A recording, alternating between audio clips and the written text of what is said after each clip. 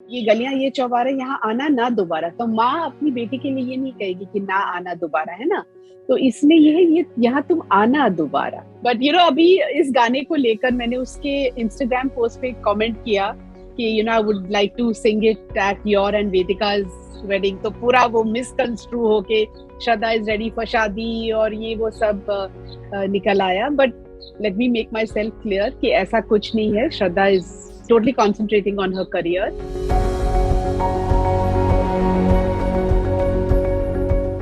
Hello everyone, I am your host Satakshi Singh and you are watching us on BollywoodLife.com.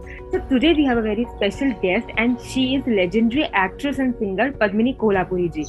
Hello ma'am, कैसे हैं आप? Hi, बस अच्छी हूँ, आप ठीक हो? मैं एकदम ठीक हूँ. फर्स्ट ऑफ ऑल मैम, मैंने आपका सॉन्ग देखा यूट्यूब पे and it is actually very emotional song. शादी का सीजन चल रहा है इस समय और जब मैंने सॉन्ग देखा तो मैंने फर्स्ट वाला सॉन्ग भी आपका देखा है जो ओरिजिनल वन है एंड देन ये भी देखा है. दोनों में बहुत डिफरेंस है. बेसिकली उसमें आप नजर आ रहे हो एक बच्चे के रोल में, एक लाइक यंग गर्ल के रोल में, और पर वो सॉन्ग जो है वो इतना इमोशनल नहीं है जितना ये सॉन्ग है. बेसिकली आपने वर्डिंग्स भी इसमें चेंज की हैं एंड लिटरली मैं बहुत इमोशनल हो गई सॉन्ग देख के. और सबसे पहले कॉन्ग्रेचुलेशंस टू यू क्योंकि सॉन्ग लोगों को बहुत पसंद आ रहा है और बहुत लोग तारीफें कर रहे हैं उसकी. Thank you so much, you made my day. Thank you, बहुत अच्छा लगा ये सुनकर. और वैसे अगर आप देखोगे तो अगर वो फिल्म देखोगे आप प्रेम रोग, तो उसमें भी वो गाना रुलाता है. इसमें ऑफ कोर्स हमने इसको जैसे एक माँ अपनी बेटी के लिए गाती है तो ये एक अलग इमोशन है, उसमें वो एक अलग इमोशन था. इसमें वर्डिंग्स भी चेंज है थोड़ी सी क्योंकि जी वर्डिंग्स थोड़े बहुत चेंज हुए हैं क्योंकि उसमें वो कहती है कि वो खुद गा रही है ना, तो ये गलियां ये चौबारे यहाँ आना ना दोबारा. तो माँ अपनी बेटी के लिए ये नहीं कहेगी कि ना आना दोबारा, है ना. तो इसमें ये यहाँ तुम आना दोबारा. तो वो और अब तुम तो भय परदेसी कि मेरा यहाँ कोई नहीं. बेटी तो विदाई के बाद चली जाती है ना, तो माँ पे क्या गुजरती है. तो ये हम लोग एक्चुअली इस इमोशन को दिखाने की कोशिश कर रहे हैं. तो बहुत अच्छा सॉन्ग है. तो मेरा फर्स्ट क्वेश्चन यही है कि क्योंकि ये लेजेंडरी सॉन्ग है और इसको सब जानते हैं, इवन जो ओरिजिनल सॉन्ग है वो भी अभी तक बहुत सारे लोगों की प्लेलिस्ट में है, तो आपको जी क्या लगा कि इसको दोबारा से रिप्राइज करना चाहिए या फिर इसको दोबारा से लेकर के आना चाहिए? देखिए, ऐसा है कि जब मेरे बेटे ने प्रियांक और पारस ने जब ये धमाका रिकॉर्ड्स लॉन्च किया तो वो चाह रहे थे कि मेरे गाने से ये लॉन्च करना चाह रहे थे. बट उस टाइम ये नहीं था कि कौन सा गाना ले, ओरिजिनल गाना ले या रिक्रिएट करे कुछ. तो दिमाग उसमें काफी चलता रहा. फिर हम हिंदुस्तानी से उन्होंने इस धमाका रिकॉर्ड्स को लॉन्च किया क्योंकि जिस टाइम से हम गुजर रहे थे उस वक्त, तो उनको ये लगा कि बहुत जरूरी है अभी इस गाने से शुरुआत करें धमाका रिकॉर्ड्स. फिर उसके बाद ये हुआ कि ये गलियां ये चौबारा, मेरे बेटे को ये गाना बहुत पसंद है. पारस पारस पारस की माँ दोनों मतलब सभी इस गाने को पसंद करते हैं, ये गलियां ये चौबारा. तो उन्होंने सोचा कि इस गाने को रिक्रिएट करें. तो मैं थोड़ा सा एक्चुअली काफी अचंभित हुई. मैंने कहा इस गाने को, ये इतना आइकॉनिक गाना है, आप कैसे रिक्रिएट कर सकते हो. लता मंगेशकर की आवाज, लक्ष्मीकांत प्यारेलाल का म्यूजिक, मतलब कैसे करोगे आप लोग. तो फिर करते करते काफी चीजें, उस गाने को हमने कहीं पर टच नहीं किया क्योंकि वहां पे बेटी अपने फैमिली के लिए, अपने परिवार के लिए गाती है और एक डांस टाइप का सॉन्ग है, खुशी का माहौल है लेकिन रुला रही है अपने परिवार को. इसमें हमने माँ अपनी बेटी के लिए, क्योंकि ऑब्वियसली उसमें भी मैंने ही गाया है, मुझ पर ही फिल्माया गया था और ये गाना मैंने गाया पर मुझी पर फिल्माया गया है. तो इसे कैसे हम, इसका रुख कैसे बदले, तो इसको mother singing to the daughter, इस तरीके से हमने ये फिर प्लान किया. तो मैम ये जो आइडिया था ये बहुत ही ब्यूटीफुल आइडिया था क्योंकि ऑफ कोर्स ये मैरिज समय चल रही है और जो भी ये सॉन्ग देखेगा भले ही मैरिज चल रही हो ना चल रही हो वो बहुत इमोशनल हो जाएगा. तो एक ट्विस्ट ये आपके दिमाग में कैसे आइडिया आया क्योंकि जो इनिशियल, जैसे आपने खुद बताया कि जो ओरिजिनल सॉन्ग था वो आप जा रहे थे जब घर से तो आप घर वालों को टीज कर रहे थे उस समय ओरिजिनल सॉन्ग में कि भाई मैं जा रही हूँ और मैं यहाँ पे नहीं आऊंगी. पर अब ये जो सॉन्ग है ये बहुत ही इमोशनल जा रहा है. तो ये आइडिया कहाँ से आया आपके पास कि यार अब एक काम करते हैं, इसको एक माँ के ऊपर लेकर के चलते हैं तो ज्यादा अच्छा बन पाएगा, ये एक अच्छा इम्प्रोवाइज हो पाएगा. ये एक्चुअली इनकी ही सोच थी, प्रियांक और पारस की, क्योंकि वो चाह रहे थे ऑब्वियसली, क्योंकि मुझ पर फिल्माने वाले थे. गाना तो मैं गा ही रही थी but they wanted me also to be part. तो इसको कैसे हम करें. क्योंकि ऑब्वियसली कन्विक्शन से करना चाह रहे थे ये लोग। तो mother singing to a daughter, because विदाई में जब बेटी जाती है घर छोड़ के, तो आई थिंक बेटी को तो खैर दुख होता है, पर माँ को और पिताजी को, जो माँ बाप को सबसे ज्यादा दुख होता है, क्योंकि बेटी चली जाती है जिंदगी भर के लिए। You can't even explain those emotions, वो सिर्फ फील कर सकती है माँ।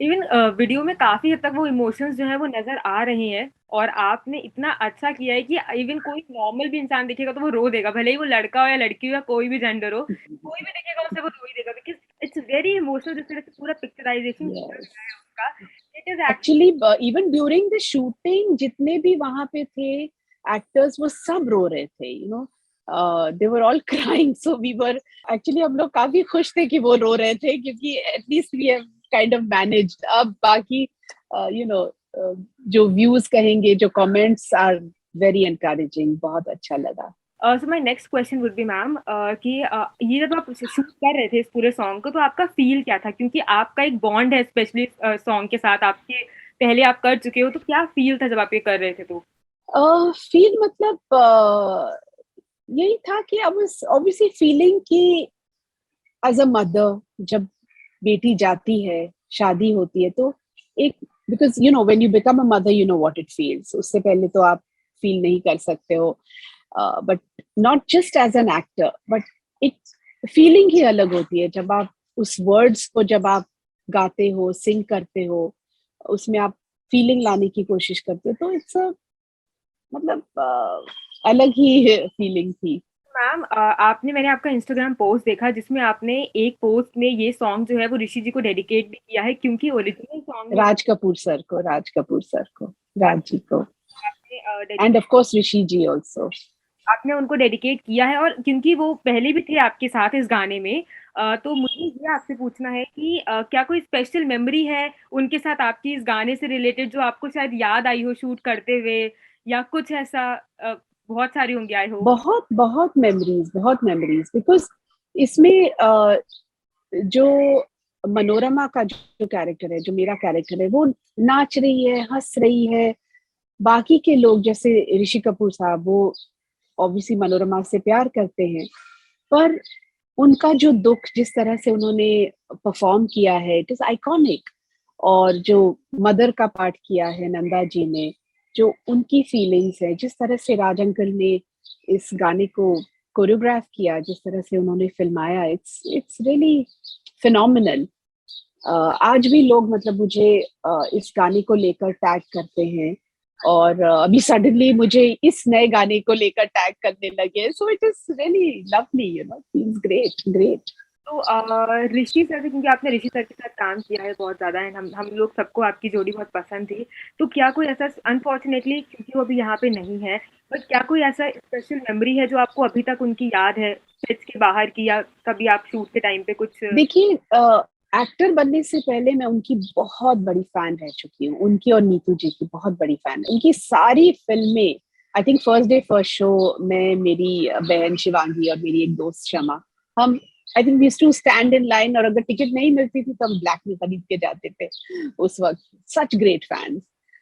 फिर उसके बाद जब उनके साथ मैंने जमाने को दिखाना है, एक्चुअली वो मेरा फर्स्ट डे था उनके साथ, और गाना हम शूट कर रहे थे, तो मैं बहुत नर्वस थी, क्योंकि उनकी बहुत बड़ी फैन रह चुकी हूँ, तो उनके साथ काम कर रही हूँ, ऊपर से गाना कर रही हूँ, तो I was I think almost shaking, but उन्होंने इतना मुझे रिलैक्स कराया कि एज इफ कुछ हो ही नहीं रहा है, and we just sailed through that song.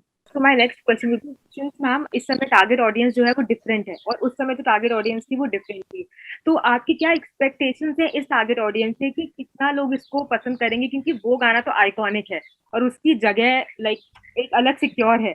सो इस समय टारगेट ऑडियंस डिफरेंट है, तो क्या स्ट्रैटेजी थी गाने को लेके, या फिर कुछ डिफिकल्टीज हुई, या फिर आपको क्या लगता है कि व्यूअर्स को किस तरह से आपके अकॉर्डिंग पसंद करेंगे, इस गाने को कितना प्यार देंगे उसे? ऑलरेडी प्यार मिल रहा है बट स्टिल। बहुत ज्यादा मिल रहा है, ये मतलब I am so ever so grateful to everyone. यही है कि कुछ लोग ना एक्चुअली कुछ लोगों ने, मतलब जो आज की जो युवा पीढ़ी है, जो यूथ है आज का, Some children don't know about that song, previous song. जब ये गाना obviously because अभी इतना media has become so big, social media ये वो, इसके जरिए YouTube इतना लोग देखते हैं, तो people have heard this song and now they are even connecting with the older song. तो मैं कहूँगी कि there's going to be a complete like a mix, how do you say, emotion. अगर ब्राइड गाना चाहेगी तो शायद वो गाना पिक करेगी, अगर मदर एंड डॉटर का परफॉर्मेंस होगा संगीत पे या कहीं पर भी, मेहंदी पर या कुछ भी विदाई के वक्त, तो ये गाना पिक करेंगे, so it's they've got best of both, I would say. That's so true. Even जिसने अब वो गाना नहीं देखा होगा वो भी शायद अब देख लेंगे, क्योंकि सिंस ये किस चीज का रिक्रिएशन है, इस तरह से लोग पुराना भी देखते हैं that way. So my last कि आपका फेवरेट को स्टार, क्योंकि आपने बहुत सारे लोगों के साथ काम किया है, आप अभी भी कंटिन्यूअसली वर्क कर रहे हो and that is a very good thing, और हम आपको लकीली देख पा रहे हैं स्क्रीन पे उतनी ही ग्लैमरस तरह से अभी भी. तो आपके कोई स्टार जिसके साथ आपको काम करना बहुत पसंद था या पसंद है? देखिए, मैंने मैक्सिमम फिल्में मिठुन के साथ की, प्यार झुकता नहीं, स्वर्ग से सुंदर, ऐसा प्यार कहाँ, एंड मेनी मोर. चिंटू जी के साथ, ऋषि कपूर सर के साथ 5-6 फिल्में की. I mean, he was so my favorite only. And I did films with काका जी, राजेश खन्ना, उनकी भी मैं बहुत बड़ी फैन रह चुकी हूँ. So I worked with such legends. So it's been a great journey for me. एक चूज करना बहुत मुश्किल है और सारे के सारे फेवरेट. क्वेश्चन विद, आप इस समय भी काम कर रहे हो और आप इस समय देख रहे होंगे कि क्या एक्टर्स आए हैं, क्या एक्ट्रेसेस आए हैं, तो कोई अगर एनी फेवरेट आपका जिसको आपको पसंद है कि यार ये एक्टर बहुत अच्छा कर रहा है इंडस्ट्री में, ये एक्ट्रेस बहुत अच्छी कर रही है, कोई इस समय करेंट? देखिए, मैं तो कहूंगी, मैं तो श्रद्धा का ही नाम लूंगी. मेरी तो फेवरेट अभी श्रद्धा ही है. I am pretty biased about that.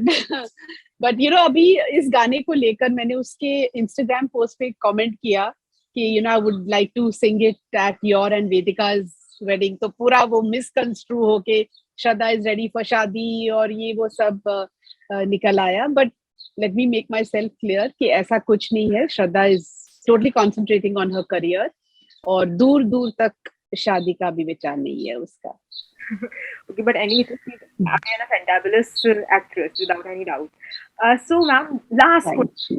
आपका कोई अपकमिंग प्रोजेक्ट, क्योंकि जो फैंस हैं वो अभी भी उतनी ही शिद्दत से आपको देखना चाहते हैं स्क्रीन पे और वो इंतजार करते रहते हैं कि आप नेक्स्ट कब नजर आ रहे हैं, तो कोई ऐसा अपकमिंग प्रोजेक्ट जिसको हम वेट करें देखने के लिए? देखिए, अभी एक्चुअली मेरा चल रहा है वेब सीरीज अभी OTT प्लेटफॉर्म पर, दिल बेकरार on Disney Plus Hotstar.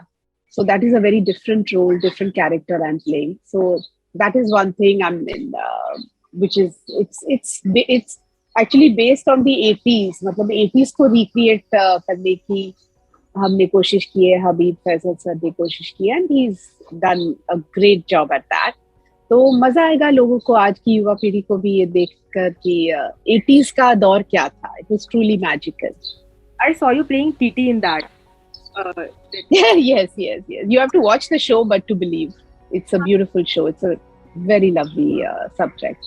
So I saw थोड़ा बहुत मैंने देखा था उसमें. So that was I was telling कि मैंने देखा था उसमें टीटी खेलते हुए. It's very nice.